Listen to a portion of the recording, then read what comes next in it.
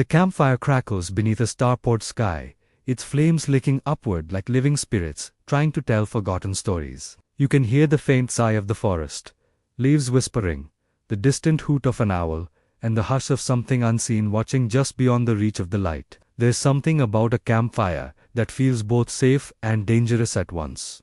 The warmth draws you close, but that circle of light is also a fragile border between comfort and the unknown. It's where stories are born, and tonight, we'll cross that trembling line together. These are not just ghost tales. They're lessons carved out of fear. They're whispers that teach us how to survive the nights of our lives, the real ones and the ones inside us. Every ember in that fire burns with meaning. Every flicker of flame carries a truth about courage, gratitude, compassion, faith, silence, forgiveness, awareness, and renewal. The night may scare us, but it also shapes us. It reveals who we are when the light is gone. Our first story begins deep in the woods of Whispering Pines. It's said that a woodsman once disappeared there.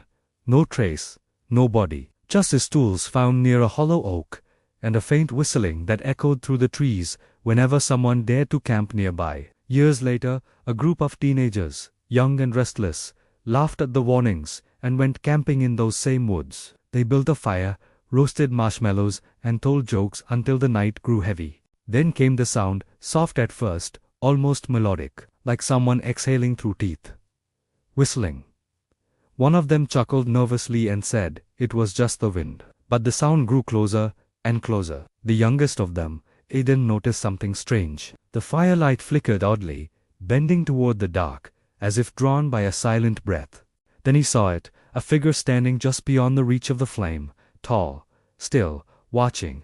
The others froze in terror, no one daring to breathe. Aiden felt his heart hammering in his chest, fear surging like fire through his veins. But then he remembered something his grandfather had told him once by another fire.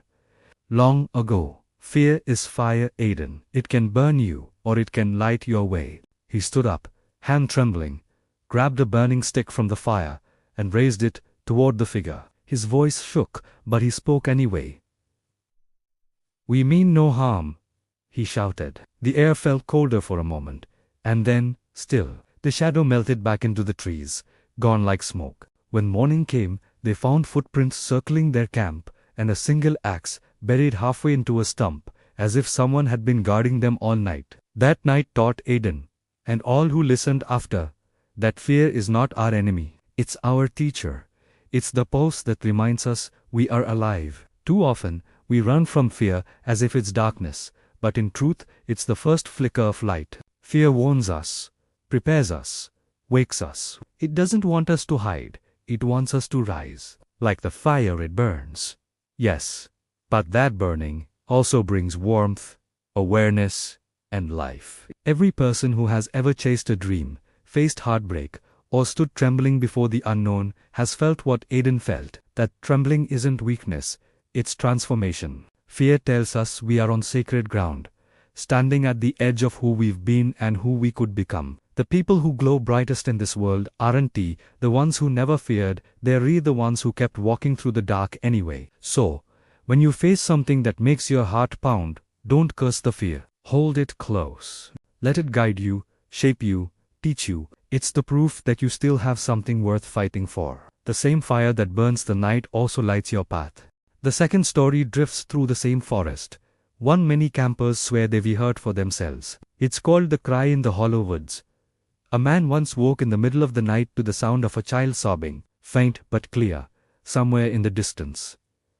The sound broke his heart. He grabbed a flashlight and followed the voice, calling out, but no one answered. The cries moved deeper into the forest, leading him farther and farther from camp. When he reached a hollow clearing, the sound stopped completely. He shone his light across the trees. Nothing, just the echo of his own breathing. The next day, locals told him that, decades ago, a child had gone missing in those same woods, never found. Since then, people said her voice echoed through the trees, a lingering sadness, calling for help. The man never forgot that night. Every time he heard a child laugh after that, every time he hugged his own daughter, he felt gratitude deeper than ever before. The story became a haunting reminder to appreciate what we still have, the voices that still call our names, the hands we still get to hold. Horror can do that. It wakes us up. It strips away comfort and forces us to see the miracles we take for granted. Fear has a strange way of sharpening love. Gratitude is often born in the silence that follows fear's scream. The third story is older,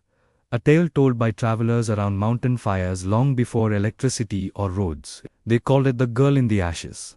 A small cabin had burned down one winter, leaving behind a girl who supposedly still wandered the woods, crying for her parents. Campers who saw her described a flickering light, like a candle moving between the trees. One traveler, a man hardened by grief, saw her too, but instead of running, he whispered a prayer for her and laid a flower on the blackened ground. That night, for the first time in generations, the forest grew calm. Compassion dissolves curses. There are times when we meet darkness, and our instinct is to fight or flee. But sometimes, the true act of courage is compassion, to respond to pain with gentleness, even when the world has been cruel. We never know what battle someone's ghost is fighting. Sometimes, showing kindness to the haunted parts of ourselves and others is what sets us free. Another night, another flame, another truth. There's the story of the vanishing camper. A man went missing from his tent one foggy night, his footprints leading down a steep ravine, and then stopping. Days later, he reappeared, dazed, whispering that a glowing light had guided him back. He said it spoke softly. "Keep walking." The forest had swallowed him, yet faith had led him home. In life, there are ravines. We all fall into despair, loss, uncertainty. But even in the darkest valleys, there's always that small voice, that inner spark saying, "Keep walking." Faith isn't loud. It's not about religion or signs in the sky. It's that quiet trust in something beyond the fear. The belief that somehow, even when you can't see the path, the light will find you. Then comes the silence. They called it the camp that never spoke. A group of friends survived a brutal forest storm, but just before it hit, everything went eerily still. No wind, no crickets, no sound, just silence so deep it felt alive. It wasn't emptiness, it was warning, and that silence saved them. They packed up early, left the valley, and hours later, a flood swept through where they had been. Sometimes, silence speaks louder than thunder. In a noisy world, silence can terrify us. It forces us to face what's within. But silence isn't the absence of life. It's often the moment life gives us to listen. It's where intuition whispers. It's where strength gathers before the storm. There's also the story of the screaming tree. It's said to cry every night, the soul of a man who betrayed his family and took his own life beneath its branches. People avoided it, terrified by its wails. But one boy, curious and unafraid, walked up to it and whispered, "I forgive you." That night, for the first time in 100 years, the tree was silent. Forgiveness is the most haunting act of all because it demands we confront pain and release it. We carry ghosts not only of others but of ourselves, mistakes, regrets, memories that scream in the dark. Forgiveness doesn't erase what happened, but it frees us from reliving it forever. Sometimes, the haunting stops when we stop holding on. Then there was the watcher in the woods. A camper always felt watched, glowing eyes following him wherever he went. When he finally turned to face them, he realized they belonged not to a ghost, but to a panther protecting her cubs. Not every shadow means harm. Awareness means learning to see before we judge. We fear what we don't understand, but understanding can turn fear into respect. The forest was never against him. It was guarding something sacred. And finally, ashes of mourning. A wildfire once destroyed an entire campsite. Everything gone, tents, supplies, even the path out. But one survivor stayed until sunrise. As the first light hit the smoke, he whispered, "It's over." In that moment he understood that even devastation ends. Morning always comes. Renewal always waits. Every one of these stories, from the whispering woods to the crying trees, carries the same ember of truth. No darkness is permanent. Every shadow eventually meets the dawn. Fear can shatter us, but it can also remake us. Compassion heals what hatred breaks. Faith leads us through unseen paths. Silence teaches strength. Forgiveness frees. Awareness opens the eyes. Renewal reminds us that life always begins again. So, as you sit by your own fire, whether it's a real flame or the one burning quietly in your heart, remember that the stories we tell in the dark aren't just to scare us. They're to remind us we are light, even in the blackest forest, even when the flames die low and the night grows thick. There's something within you that will never be extinguished. And if you ever find yourself afraid, remember this prayer whispered through the ages of campfires and sleepless nights.